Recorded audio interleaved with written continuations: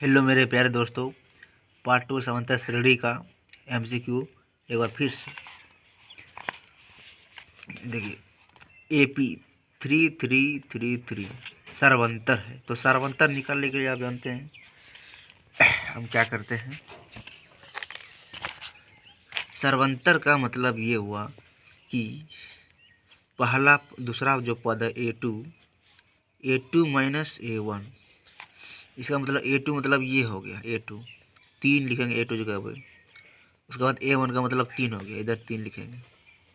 तो 3 में 3 गया तो 0, तो इसका जो सर्वंतर हो जाएगा वो होगा 0। उसी प्रकार से ये सर्वंतर है 0.6 फिर 1.6, इसको भी उसी तरह से करेंगे, यानी कि 0 A2 माइनस A1 तो 1.7, यानी कि ये हो गया A1 और ये हो गया A2। इसका मतलब कि 1.7 को 0.7 से घटाएंगे तो हमारा आ जाएगा 1.1। उसी प्रकार सर्वंतर जितना भी है सब दूसरा पद को पहला पद में घटाइए, सर्वंतर निकल जाएगा। उसको ये देखो फॉर्मूला है जो परीक्षा की दृष्टि से आने वाला है। प्रथम पद ए तथा सर्वंतर डी वाला एक एपी का नौवां पद, इसका फॉर्मूला होगा ए एन बराबर ए प्लस एन माइनस 1 डी। ठीक है। उसी पर 28 नंबर देखिए, यदि x प्लस 2 3x 4 प्लस 1 इसका एपी है, तो इस सबसे देखिए सबसे अलग जो दिखाई दे रहा है इसका x का मान ज्ञात करना है। तो 3 जो x जो मिला हुआ है तो वो हो गया हमारा यानी x, यानी 2 3 और 4x 3x 7x 8x। तो 8 में 3 घटा देंगे तो हो जाएगा ये 3 आंसर 5 होगा। फिर 5x में 2x घटा देंगे तो हो जाएगा 3x। इसका यानी कि ऐसे बनाते हैं x का मान, ऐसे x प्लस 2 फिर इधर 3x फिर 4x और प्लस 1, इधर हो गया 2 1 3, इधर हो गया इधर हो गया 4 ये 3x और एक 4x, तो ये घटेगा ये घटेगा ये कटेगा और ये 4x इधर 4x कर दिया, यानी 3 आंसर। ये x का मान 3 है। एपी का दूसरा पद क्या होगा जिसका प्रथम पद ए और ए बराबर 4 और सर्वंतर डी। तो इसको अनन्य बनाने बहुत आसान तरीका लिख देंगे यहाँ पे दूसरा पद, ये लिख देंगे A2। इसका होता है फॉर्मूला A1 प्लस डी। तो A1 का मान होता है हमारे पास 4 और प्लस डी का मान है -3। तो इसका जो चार्ज प्लस माइनस क्या होता है माइनस, परीक्षा में यह याद रखिएगा माइनस माइनस क्या हो गया प्लस, फिर प्लस प्लस हो गया प्लस, फिर प्लस माइनस हो गया माइनस। ये 3 चीज़ याद रखिएगा तो कभी दिक्कत नहीं होगा परीक्षा में मैथ में। तो प्लस माइनस क्या हो गया माइनस, और 4 में इधर 4 इधर 3, तो 4 में 3 घटेगा तो हो जाएगा इधर 1, तो हमारा एक आंसर हो गया। देखिए दूसरा पद निकालने के लिए सीखे, फिर से यहाँ पे देखिए दूसरा पद क्या है। फिर से दूसरा पद या यदि किसी एपी का प्रथम पद 10 और सर्वंतर 10 है तो एपी का दूसरा पद क्या होगा, उसी प्रकार से निकालेंगे जिस प्रकार से यहाँ पे इस तरह से यहाँ पे देखिए निकाल रहे हैं। तो यहाँ पे लिखेंगे A2 बराबर A1 प्लस डी। तो A1 का मान है हमारे पास 10 और डी का मान है 10, तो क्या हो जाएगा 10 और 10 जोड़ेंगे तो 20 हो गया, तो इसका आंसर बी हो गया। उसी प्रकार से इसका भी उसी तरह से बना लीजिएगा। इसमें भी दूसरा पद पूछ रहा है, दोनों एक क्वेश्चन छोड़े हैं बनाने के लिए, बना ली। उसके बाद यहाँ पर क्या है अगला पद, उसी तरह से अगला पद है, यानी कि ऐसे A1 A2 A3, तो हमको A4 चाहिए। तो A4 फॉर्मूला आप जानते हैं कि क्या होगा, यानी कि A3 प्लस डी। तो A3 हम कैसे निकालेंगे और डी कैसे निकालेंगे।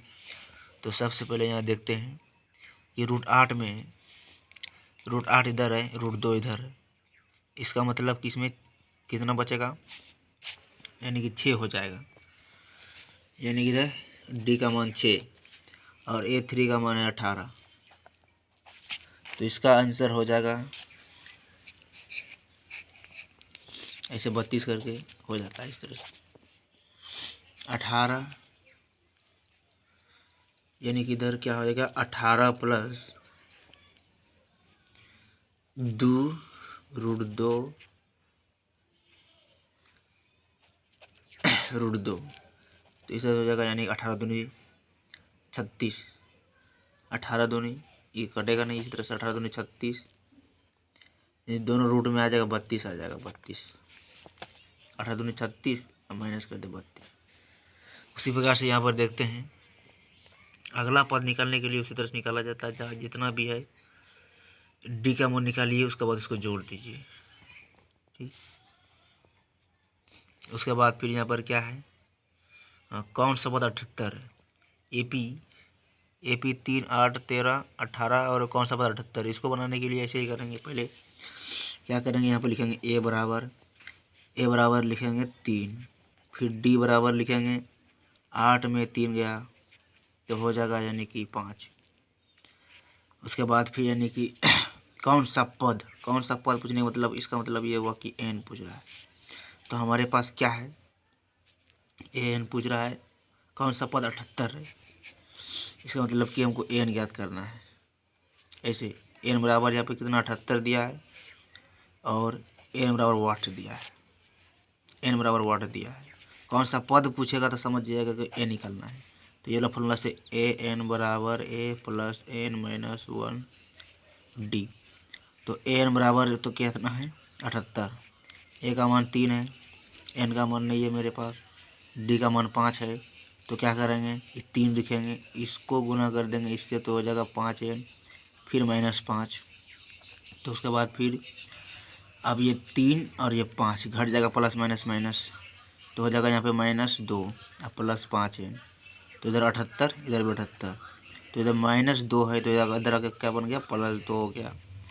ऐसे 5 एन बराबर तो हो गया 80, इधर 5 एन तो एन को इधर रखेंगे 80 बटे 5 इससे कर देंगे तो 16। तो एन के बराबर हमारा 16 आ गया। देखिए यहाँ पे 16 आंसर, यहाँ पे 16। ठीक, उसके बाद फिर 10 और 250 के बीच 4 कितने गुना है, तो 4 से गुना करना है।